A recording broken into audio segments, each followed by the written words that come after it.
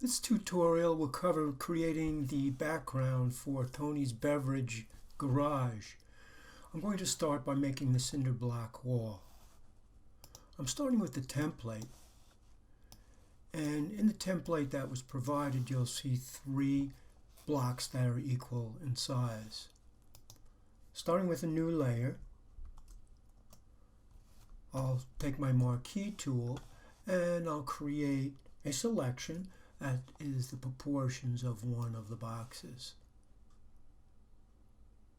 I'll set it with a color gray, and I think I'll pick 35%. I'll hit Option Delete, and I'm going to duplicate one, drag it over to here, duplicate another, and put it down here. Now to do it on the same layer, I can hold the Option key down and the Shift and click with the Move tool, and I'll drag a copy to the right, lining it up with the ones that are already there as close as possible.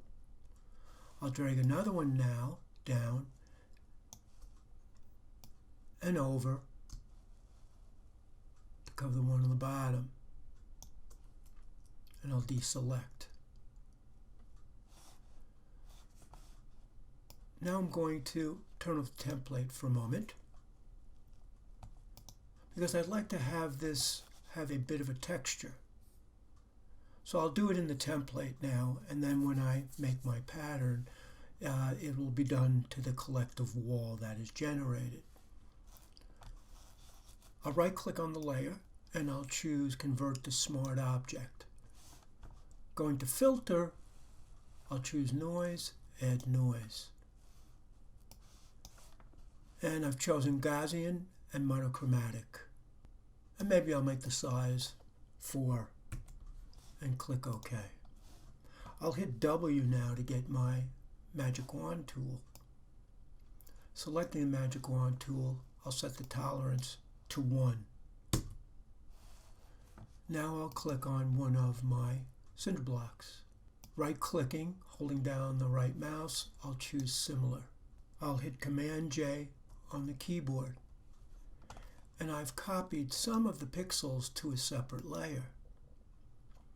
When I add bevel and emboss to that layer that has actually air in between the pixels, it will give me a bevel effect. I want to set it so I see this a little bit more textured. I'm going to make sure that the inner bevel style is chosen, chisel soft, and I'm going to make sure that the softness is completely off. Now if I were to go in and play with the depth and the size, I can create a texture on the surface of these cinder block shapes. I'll leave the depth at maybe 90, and then I'll make the size 5. Now we're going to create a pattern of the cinder blocks. I've put a black background on for the sake of the video so you can see the contrast between the shape we created and where we need to make the selection. The guides on the template are pretty close to what we would need. I'm going to hit M on the keyboard and make sure I've got my rectangle marquee.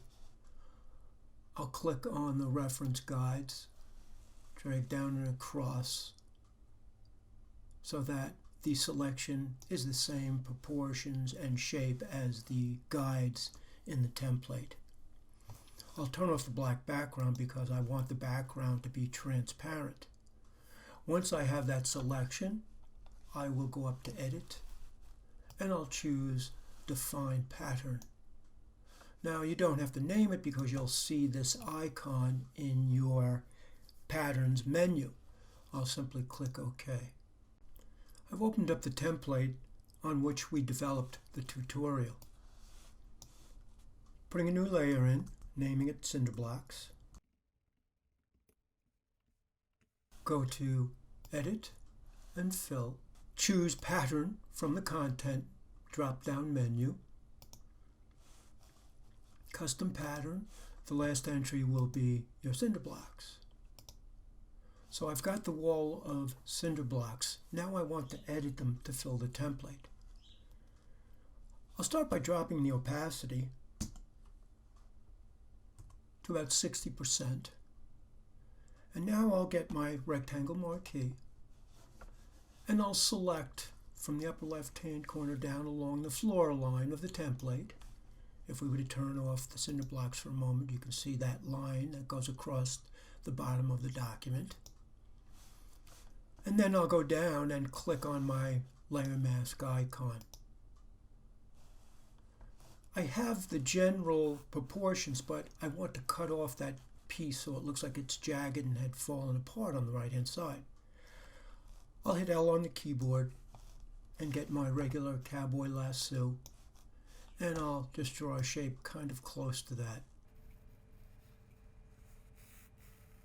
And then I'll hit B on the keyboard, making sure that the black is on top on my toolbar and that my brush has a hard edge. I'll just change the size of this to make it much larger because now I can edit in the parameters of the selection. I'll deselect and I'll bring my layer back to 100% opacity.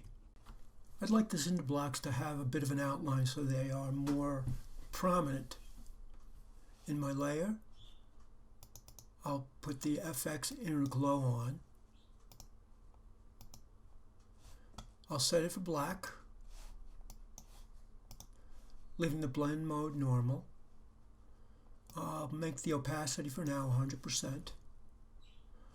I've got the choke set for 5, and I'll make the size 15.